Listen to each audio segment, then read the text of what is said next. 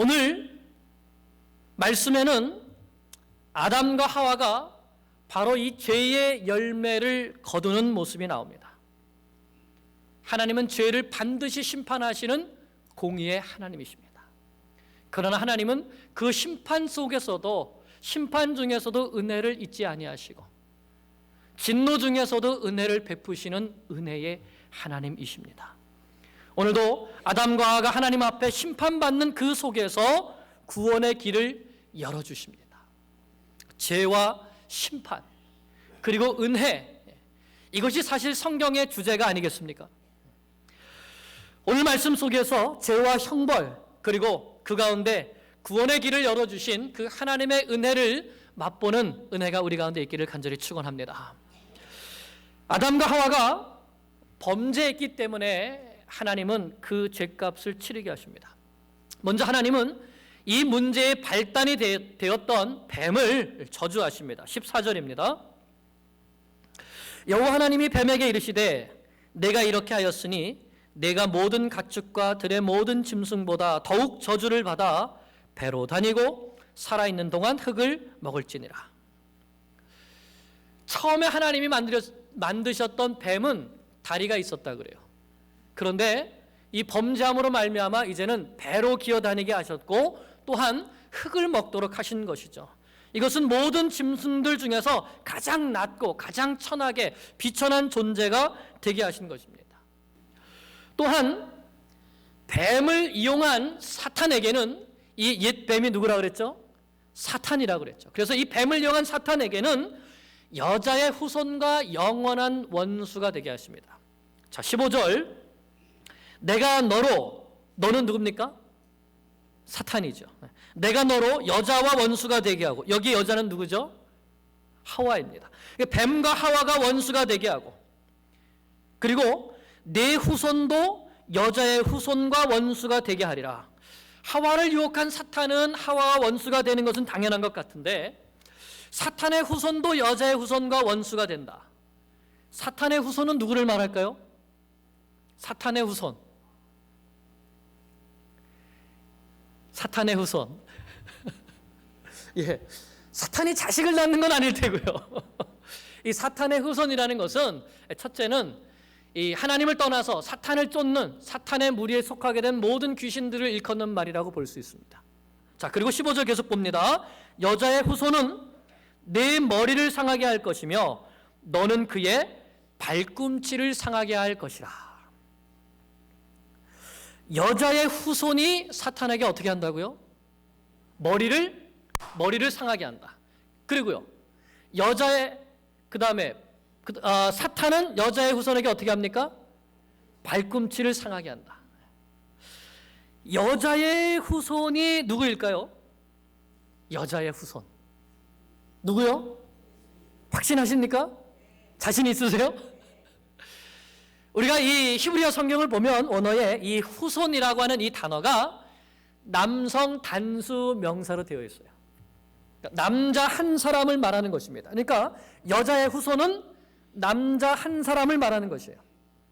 우리가 보통 누구의 후손이다 그러면은 남자를 따라갑니까? 여자를 따라갑니까? 남자를 따라가죠. 특별히 유대인들은 더 그렇습니다. 유대인들의 족보를 보면 누구 이름만 있습니까? 남자들의 이름만 있어요. 그런데 이 예수님의 족보에 보면 여자들의 이름이 있죠. 얼마나 큰 은혜입니까? 그런데 왜 여자의 후손이라고 하셨을까요? 하나님께서. 그것은 남자의 혈통을 따르지 않는, 남자의 혈통을 따른다고 하는 것은 아담의 죄를 그대로 물려받는 원죄를 가지고 태어나는 것을 말합니다. 그렇기 때문에 아담의 혈통을 따라서 죄를 물려받고 태어나는 사람이 아니라 여자에게서, 동정녀에게서 탄생하게 될 후손을 말씀하는 것이죠. 그러므로 이 후손이 누구입니까? 바로 예수 그리스도를 말씀하는 것입니다. 자, 그 증거가 있느냐? 있습니다. 갈라디아서 4장 4절 말씀이 이렇게 증거합니다. 때가 참에 하나님이 그 아들을 보내사, 보내사 여자에게서 나게 하시고 이렇게 말씀합니다. 그래서 예수님은 아담의 혈통을 따라서 남자에게서 탄생하신 것이 아니라 남자와 상관이 없이 성령으로 잉태되어서 죄는 없으신 분으로 탄생하시게 된 것이죠.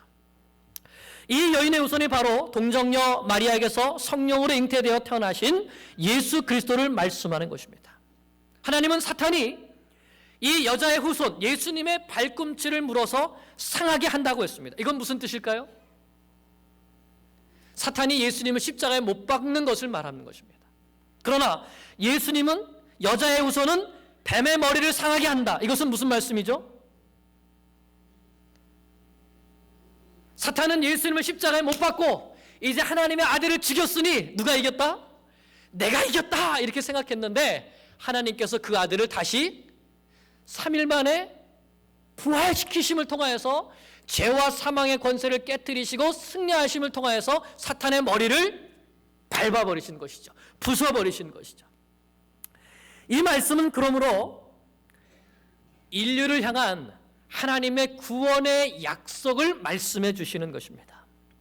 여인의 후손으로 메시아 예수 그리스도를 보내주셔서 예수님의 십자가의 죽음과 부활을 통하여 죄인들을 구원하시려고 하시는 하나님의 구원 계획을 선포하신 말씀입니다. 그래서 신학적으로 이 구절을 뭐라고 말하냐면 원시복음 이렇게 말합니다. 원시복음, 최초의 복음이다. 복음은 신약에서 비로소 선포된 것이 아니라 어디부터? 아담과 하와가 범죄했던 최초의 그 범죄 현장부터 하나님께서 복음을 선포하셨다는 것입니다.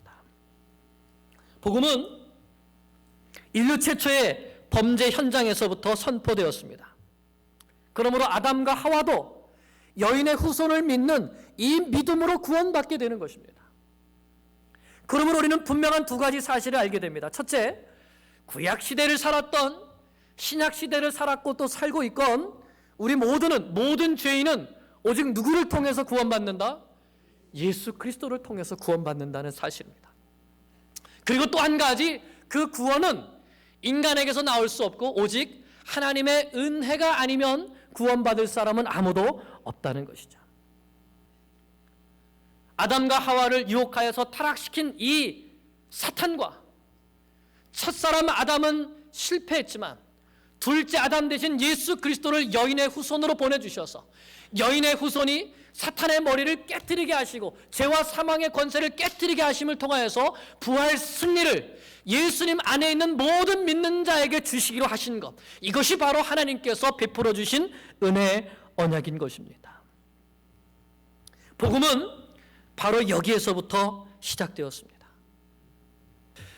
우리가 은혜로 알기 위해서는 내가 어떤 죄와 형벌로부터 구원받았는가를 알아야 합니다. 아담과 하와가 죄를 범했습니다. 아담과 하와에게 내려졌던 그 죄의 형벌은 아담과 하와에게만 머문 것이 아니라 오늘날 우리에게까지도 이어져 내려오고 있습니다. 이 죄는 오늘날 이 세상 모든 사람들에게 여전히 영향력을 끼치고 있습니다. 그렇기 때문에 그들의 범죄로 말미암아 어떤 일이 벌어졌는가를 아는 것이 우리에게도 중요한 것이죠. 먼저 여자가 받은 벌입니다. 16절 같이 읽겠습니다. 또 여자에게 이르시되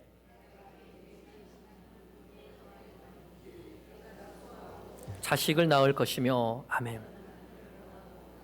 너를 다스릴 것이니라 아멘. 이 말씀에 보면 임신하는 고통, 또 수고하고 자식을 낳을 것이다. 해산의 수고 이렇게 말씀합니다. 임신의 고통, 해산의 수고일까요? 임신의 수고, 해산의 고통일까요? 여자가 임신하게 되면 또 하나의 생명을 복중에 품고 다니게 되죠. 몸 안에 새로운 생명이 생겼기 때문에 제일 먼저 뭐가 나오죠? 입덧을 하게 됩니다. 입덧이 수고일까요? 고통일까요? 고통스럽죠. 음식도 못 먹게 되고 또 좀 지나게 되면 몸도 불편하게 되고 붓게 되고 거동이 불편하고 정말 이제 배가 많이 나오게 되면 잠을 자기도 쉽지가 않습니다. 하나님께서 임신의 고통이라 그러셨어요. 임신하는 고통. 그리고 또 해산의 수고는 이루 말할 수가 없습니다. 아이를 낳을 때 점차적으로 시간이 짧아지고 고통의 간격이 짧아지고 고통의 강도도 심해지고 급기야는 깊은 두려움 속에서 해산하게 되죠. 하나님께서 이렇게 여자에게 잉태하는 고통과 해산하는 수고를 더하신 이유가 무엇일까요? 이런 고통을 겪을 때마다 하나님께 범죄한 것이 얼마나 큰 것인가를 깨달아는 것입니다. 이 하와 때문에 자매님들에게 이런 고통과 수고가 있게 된 것이죠. 그리고 또한 다시 범죄하면 이 죄로 인한 고통이 더 커지게 될 것을 가르쳐 주시는 것입니다. 또 하나님은 너는 남편을 원하고 남편은 너를 다스릴 것이니라 이렇게 말씀하셨습니다. 이 말씀은 성경에서 가장 오해받는 말씀 가운데 하나가 아닌가 생각됩니다.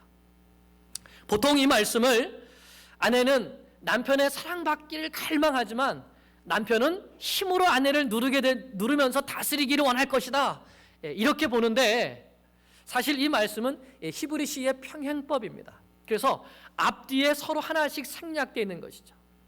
이 말씀을 다 붙여서 본다면 이렇게 우리가 봐야 됩니다. 너는 남편을 다스리기를 원하고, 거기 다스리기를이 빠져 있는 거예요. 너는 남편을 다스리기를 원하고 남편은 너를 다스리기를 원할 것이다, 이런 의미죠. 처음에 아담과 하와의 관계는 어땠습니까? 아담은 하나님 앞에서 사명을 감당하고 하와는 돕는 배필이 되어서 둘이 한 몸이 되어서 벌거벗었으나 부끄러움이 없는 관계였습니다. 그런데 범죄한 이후에 어떻게 됐죠? 당신 때문에 서로 책임을 전가하는 관계가 되었습니다.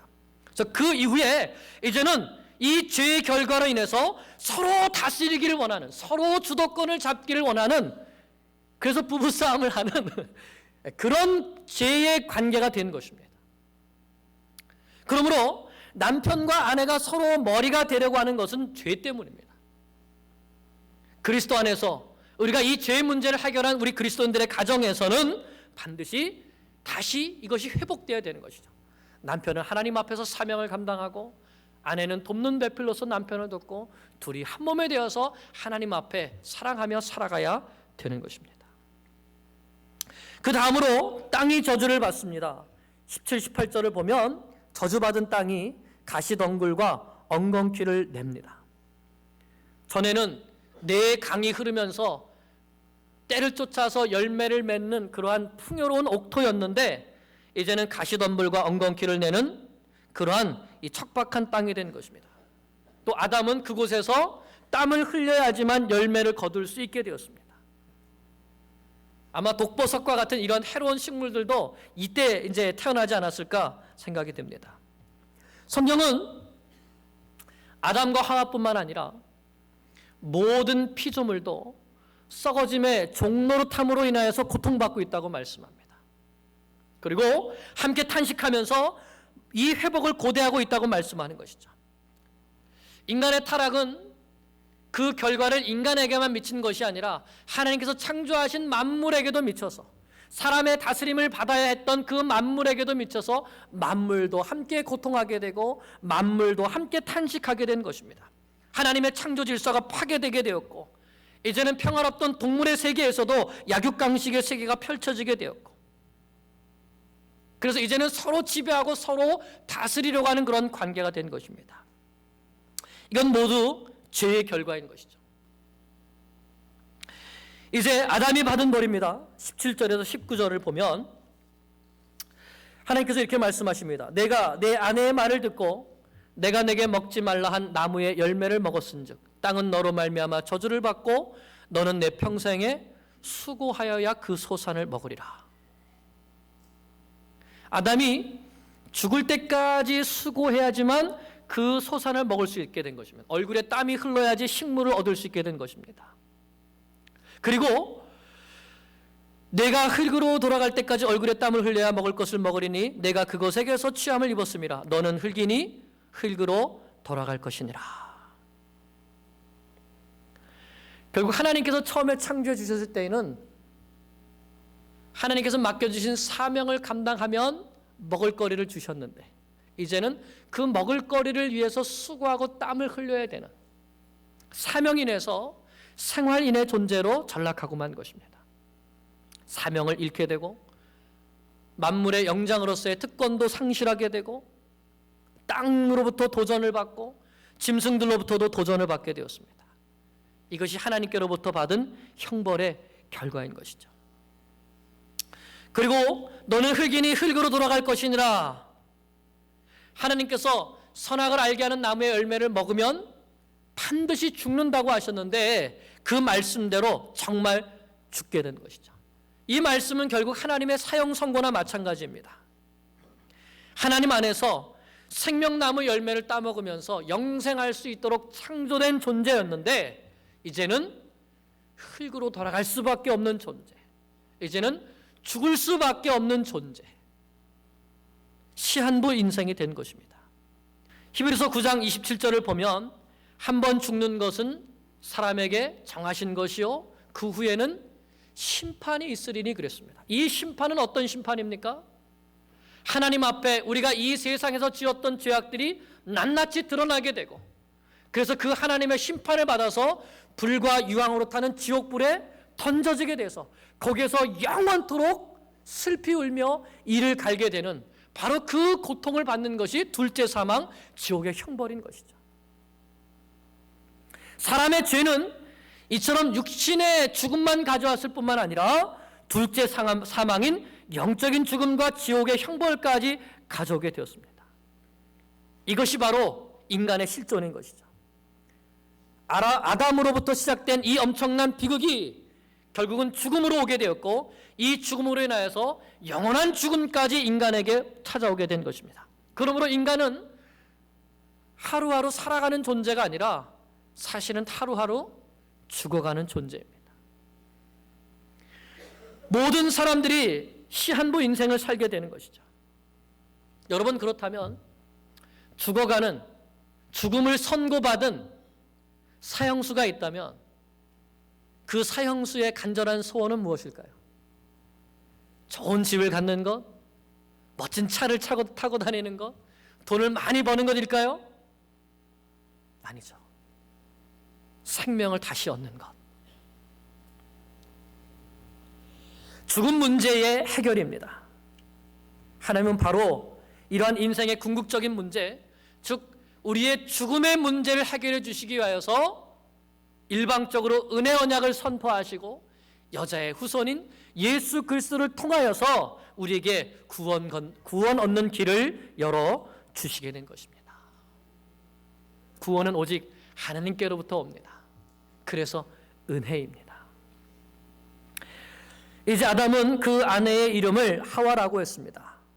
그리고 산자의 어머니가 됨이라라고 말씀하시죠.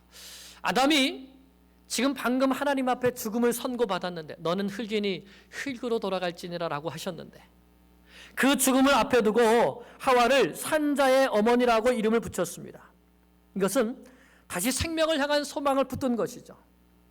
하나님은 죽음을 선포하셨지만 그러나 그 속에 있었던 은혜, 즉 여자의 후손에 대한 이 약속을 발견하고 그 안에 소망을 두면서 하와를 산자의 어머니라고 이름을 붙인 것입니다. 이것이 아담의 믿음입니다. 이러한 저주 가운데서도 약속의 믿음을 붙들 때 하나님은 은혜의 길을 열어주십니다. 아담과 하와를 위해서 가죽옷을 지어 입히십니다. 21절 같이 읽겠습니다. 여호와 하나님이 아담과 그의 아내를 위하여 가죽옷을 지어 입히시니라. 아멘. 이 가죽옷이 무엇을 의미할까요? 가죽옷. 가죽옷을 만들기 위해서는 뭐가 필요하죠? 가죽이 필요하죠. 가죽을 얻기 위해서는 어떻게 됩니까? 짐승을 죽여야 되죠. 짐승의 피를 흘려서 그의 가죽을 얻어서 옷을 만들어서 하나님께서 입히신 것입니다. 아담과 하와는 무슨 옷을 만들었습니까? 무화과 나무 잎으로 자기들의 치마를 만들어서 자기들의 죄를 가려보려고 했습니다. 사람이 만든 그 어떤 옷으로도 사람의 죄를 가릴 수 없습니다. 사람의 죄를 가리는 길은 오직 하나님께서 만들어주신 의의 옷을 입어야 되는 것이죠. 하나님께서 아담과 하와에게 짐승을 잡아서 피 흘림을 통하여서 친히 가죽옷을 만드셔서 그들의 죄를 가려주셨듯이 하나님께서는 독생자 예수 그리스도를 십자가에 못 박혀 죽게 하시고 그 피를 흘리심을 통하여서 그 예수님을 통하여서 우리에게 의의 옷을 입혀주시는 것입니다. 그러므로 창세기 3장 21절에 있는 이 가죽옷을 지어 입혀주신 이 사건은 피 흘림을 통하여서 죄사함을 얻게 하시는 하나님께서 직접 지어주신 그 옷으로 아담과 하와의 죄를 가려주셨듯이 예수님의 십자가의 보혈을 통한 의의 옷으로 모든 죄인들의 죄를 가려주시는 하나님의 놀라우신 섭리가 보여진 그러한 모델이 된 사건인 것입니다. 이렇게 하여서 하나님은 구약의 속죄 제사의 모범을 또한 보여주셨습니다. 우리는 그 어떤 옷으로도 우리의 죄를 가릴 수가 없습니다. 우리의 죄를 가리지 못하게 되면 우리는 육체의 사망과 영혼의 사망을 피할 수가 없습니다.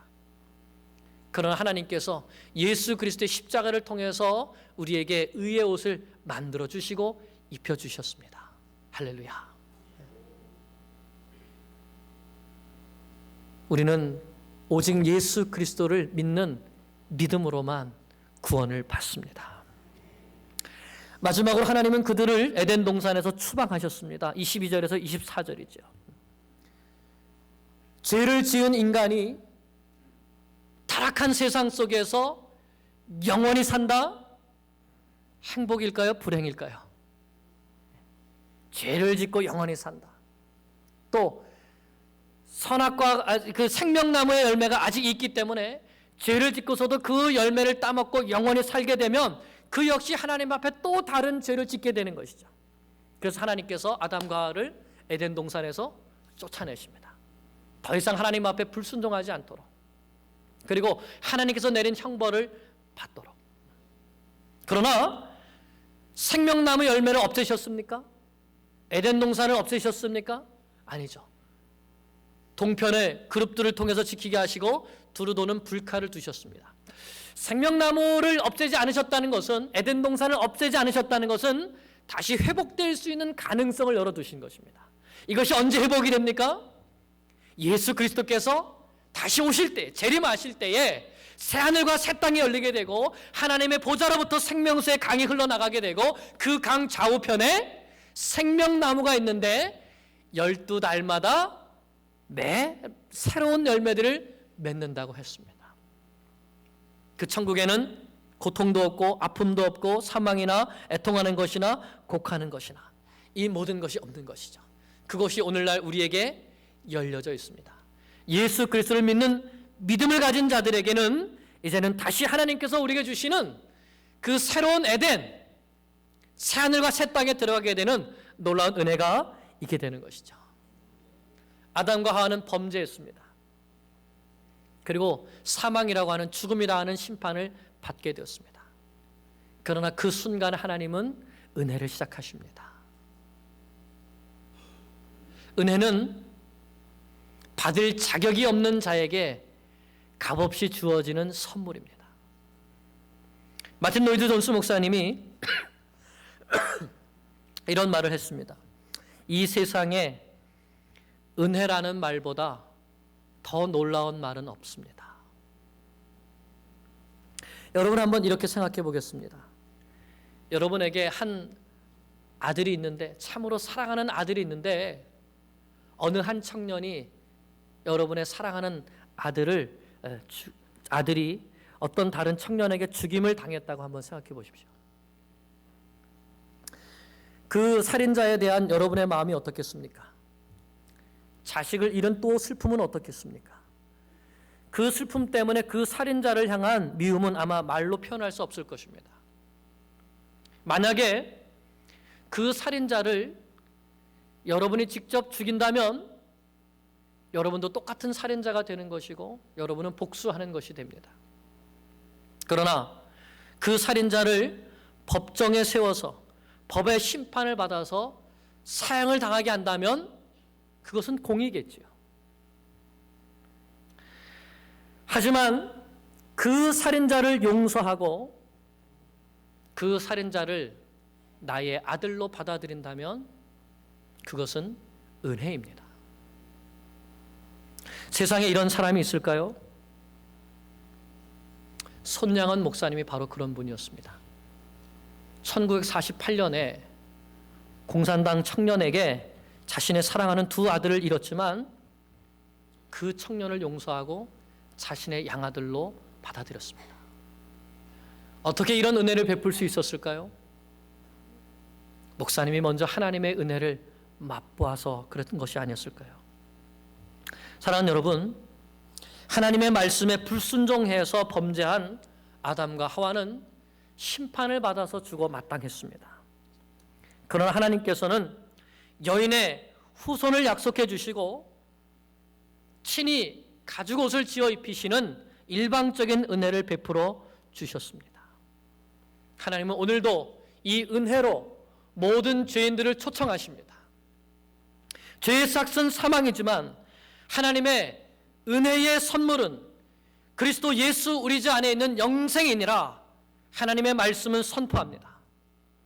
여인의 후손 예수 그리스도를 통해서 우리에게 주신 이 은혜 언약을 붙들고 하나님 안에서 영생의 복을 누리는 우리 모두가 될 수 있기를 간절히 축원합니다. 기도하겠습니다.